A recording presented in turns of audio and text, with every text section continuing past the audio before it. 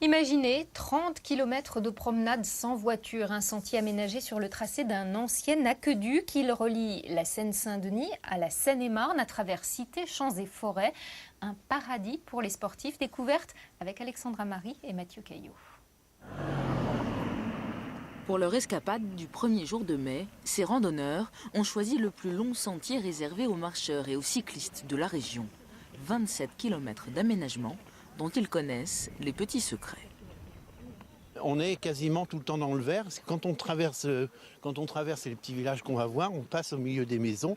Mais il y a ce talus qui est la Duisse. Et il y a des endroits sympas pour se coucher dans l'herbe, faire la sieste le midi. On est sur les hauteurs vis-à-vis de la Marne.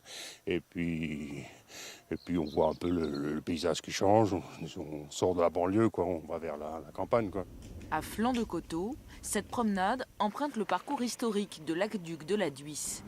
Le point de départ se situe au cœur des pavillons de la ville du Raincy, puis le parcours traverse 13 villes de Seine-Saint-Denis et de Seine-et-Marne. Un ruban vert qui sert de trait d'union entre la ville, la campagne et la forêt. Une bouffée d'oxygène dans le coin.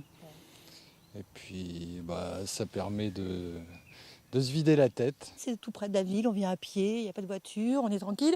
Le seul souci, c'est que c'est pas un circuit. Donc vous partez dans un sens et vous revenez forcément sur vos pas pour faire votre course.